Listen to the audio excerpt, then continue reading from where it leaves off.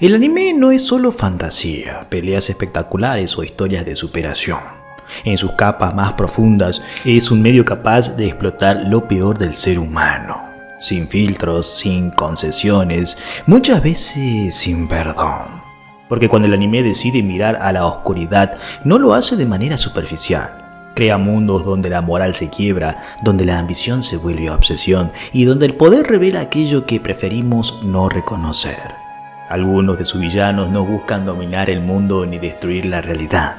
Son peores. Son seres asquerosos, vomitivos y perturbadores, no por su apariencia, sino por lo que representan.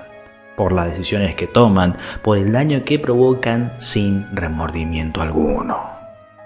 Estos personajes incomodan porque no son caricaturas del mal. Son reflejos distorsionados de la mente humana, capaces de justificar lo injustificable y de convertir el sufrimiento ajeno en un simple medio para un fin. Y es ahí donde el anime demuestra su verdadera fuerza narrativa. Cuando nos obligan a mirar a estos villanos de frente y nos deja una pregunta que sigue resonando incluso después de terminar el episodio. ¿El mal nace de los monstruos? ¿O de personas comunes que en el momento equivocado eligieron cruzar una línea de la que ya no hay regreso? Damas y caballeros, esta noche los invito a conocer mi top personal, y repito, mi top personal de los 7 villanos más perturbadores del anime.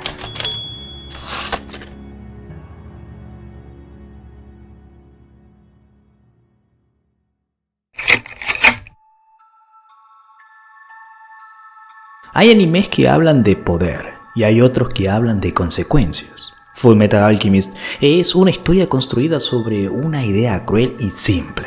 Para obtener algo, siempre hay que entregar otra cosa de igual valor.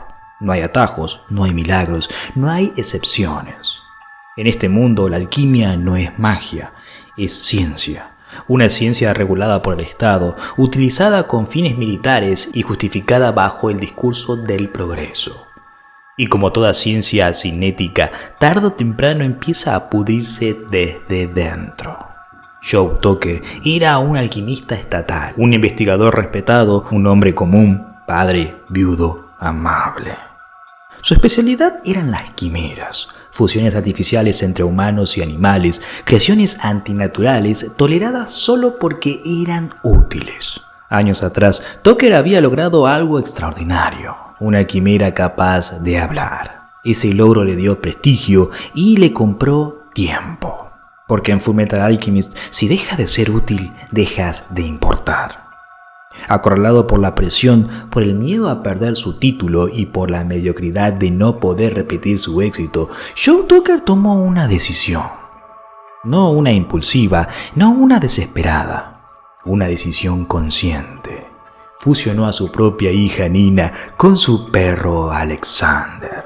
No por odio, no por locura desatada, sino por conveniencia. Lo verdaderamente perturbador de Joe Tucker no es solo el acto, sino la calma con lo que lo explica. Habla de resultados, de procesos, de sacrificios necesarios. Nunca dice mi hija, dice material. Joe Tucker no quiso destruir el mundo. No buscó poder absoluto, solo quiso conservar su lugar. Y en ese pequeño gesto, miserable y humano, cruzó una frontera que no tiene retorno. Fullmetal Alchemist nos deja una de sus verdades más incómodas a través de este personaje. El horror más grande no siempre nace del odio o de la ambición desmedida. A veces nace de alguien común que decide que su comodidad vale más que la vida de otro.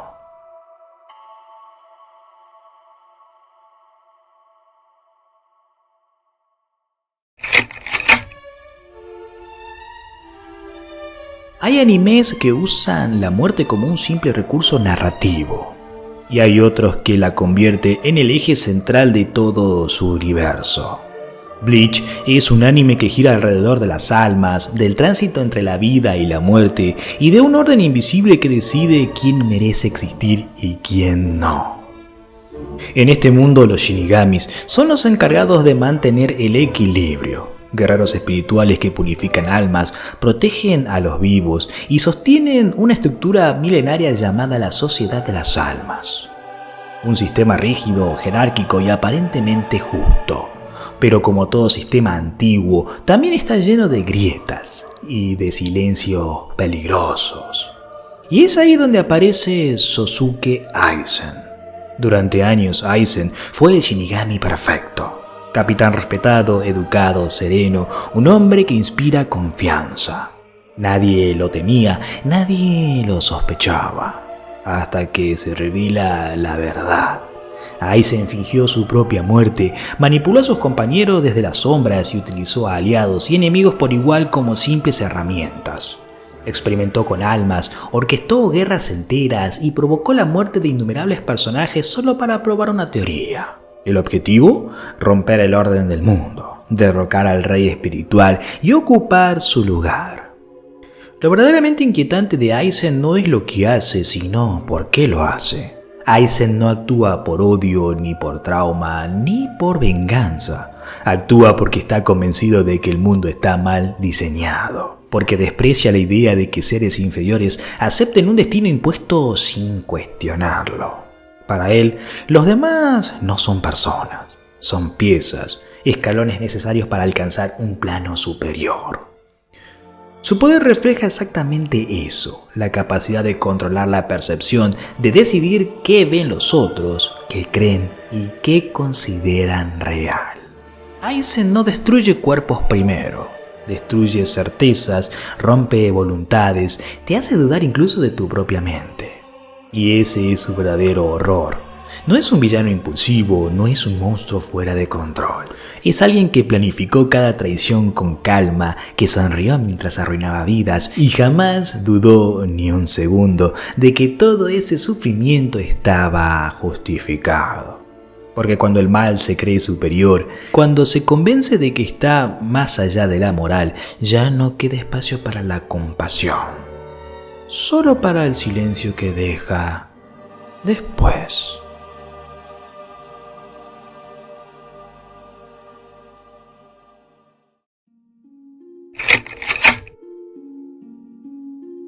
Hay historias que hablan del crecimiento, la amistad y los sueños. Y hay otras que, bajo esa misma superficie, esconden una pregunta incómoda. ¿Qué pasa cuando el deseo de vivir se convierte en una obsesión enfermiza? Naruto es un anime que construye su mundo alrededor del conflicto, la guerra constante y el trauma heredado. Un universo donde los niños son entrenados para matar, donde la violencia se normaliza y donde el poder se convierte en la única garantía de supervivencia. En ese contexto, muchos personajes cargan heridas profundas, pero algunos no buscan sanar. Algunos deciden abrazar la deformación. Orochimaru fue en su momento un ninja prodigio, alumno de uno de los más grandes maestros, respetado, brillante y con un talento que parecía no tener límites. Pero mientras otros veían el poder como un medio, él lo vio como un fin absoluto. Orochimaru desarrolló una obsesión con la inmortalidad, con la idea de trascender la muerte, de acumular todo el conocimiento posible sin importar el costo. Y el costo fueron personas.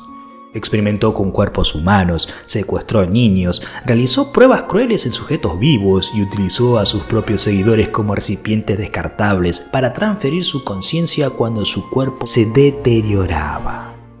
Lo inquietante de Orochimaru no es solo lo que hace, sino lo natural que le resulta hacerlo. No muestra culpa, no siente remordimiento. Observa el sufrimiento con curiosidad científica, como si la carne ajena fuera solo un material de laboratorio.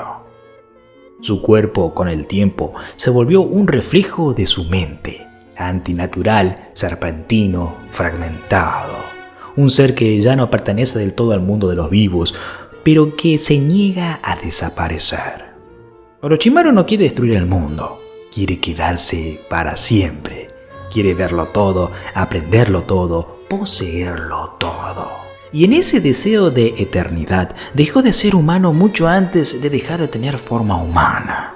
Porque a veces, el verdadero monstruo no nace de la guerra, sino del miedo más primitivo de todos. El miedo a morir.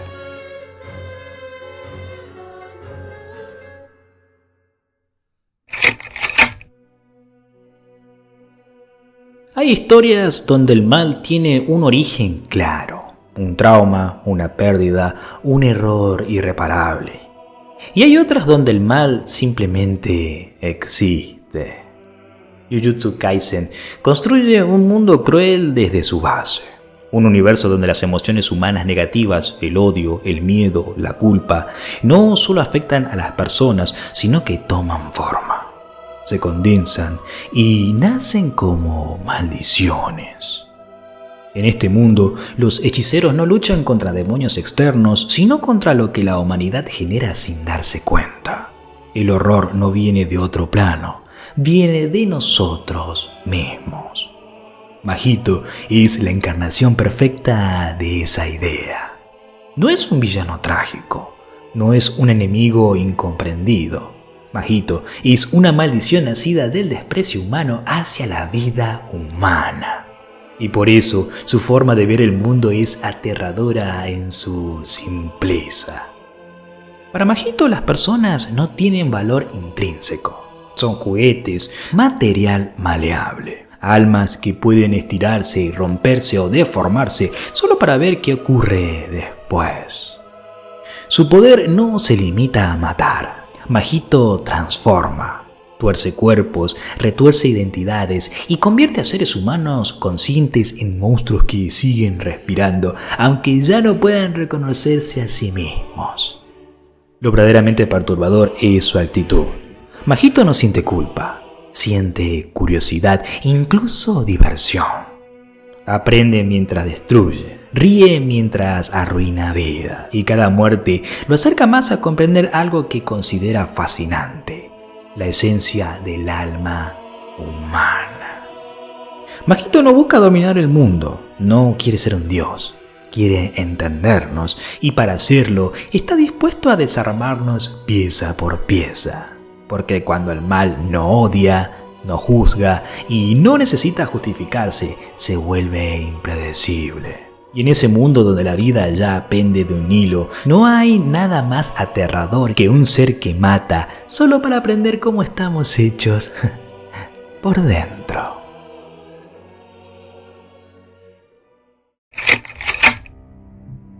Hay historias donde el bien y el mal están claramente separados. Y hay otras que hacen algo mucho más peligroso.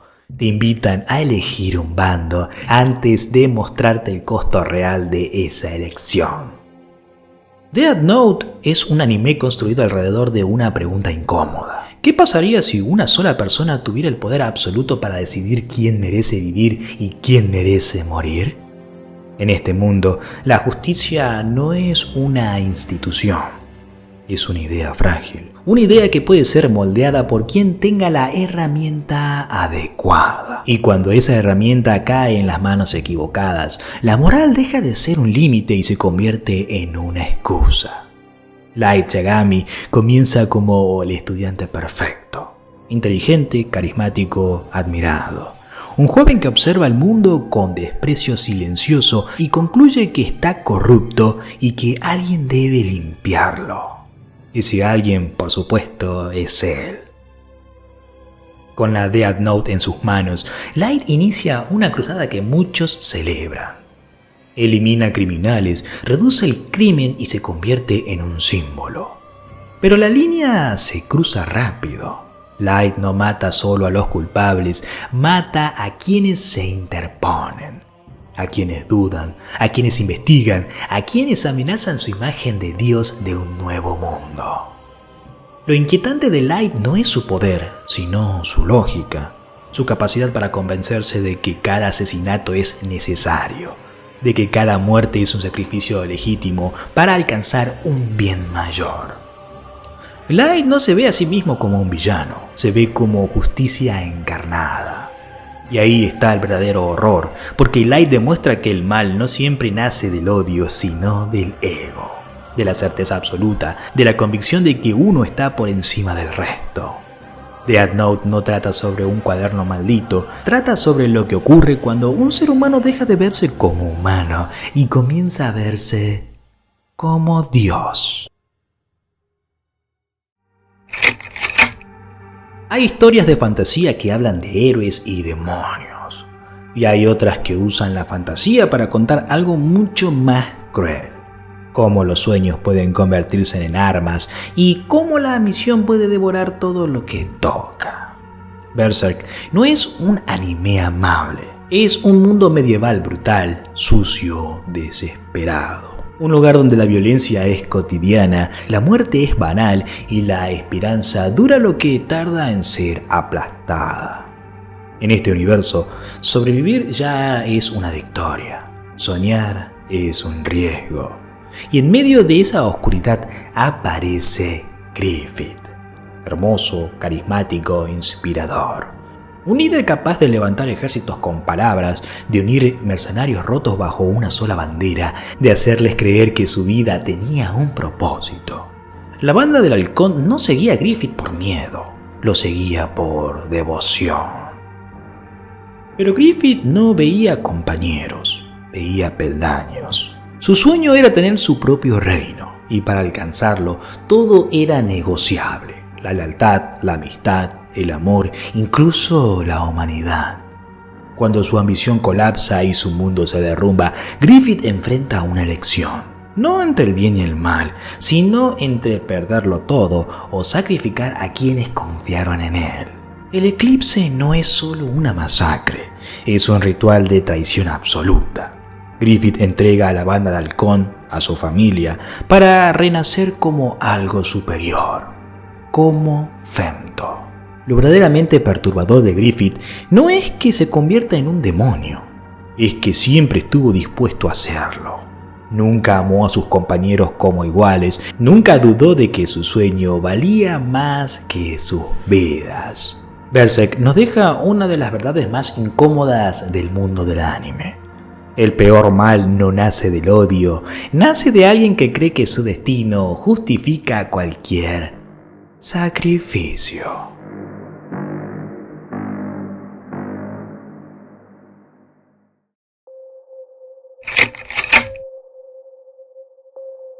Hay villanos que destruyen mundos, otros que matan dioses, y luego está el tipo de villano que hace algo mucho peor. Te convence de que la vida no vale nada. Monster no es un anime sobre acción ni sobre lo sobrenatural. Es una historia profundamente humana, ambientada en el mundo real, reconocible, donde no existen poderes especiales ni destinos escritos, solo decisiones. La historia sigue a un médico, Kenzo Tenma, que un día salva una vida. Y con ese acto, sin saberlo, libera al peor monstruo posible. Johann Liebert no grita, no amenaza, no necesita ensuciarse las manos. Johann habla, escucha y planta ideas. Lo que vuelve inquietante a Johann no es la cantidad de muertes que provoca, sino cómo las provoca. Manipula a personas comunes, les susurra al oído sus miedos más profundos, les muestra el vacío que llevan dentro y los empuja suavemente a destruirse a sí mismos o a destruir a otros. Johann no obliga, convence. No busca poder político, no quiere dominar al mundo, ni siquiera parece disfrutar la violencia. Su objetivo es más oscuro: demostrar que la vida humana es intercambiable, que todos somos prescindibles, que en el fondo nadie importa. Y lo más perturbador es que muchas veces tiene razón. Johann Liebert es el mal sin rostro, sin causa, sin redención. Un villano que no necesita justificarse porque no cree en el sentido, ni en la culpa, ni en el futuro. Monster nos deja una conclusión devastadora. El peor villano no es solo el que mata con sus propias manos, sino el que te mira a los ojos y te convence de que nunca deberías haber nacido.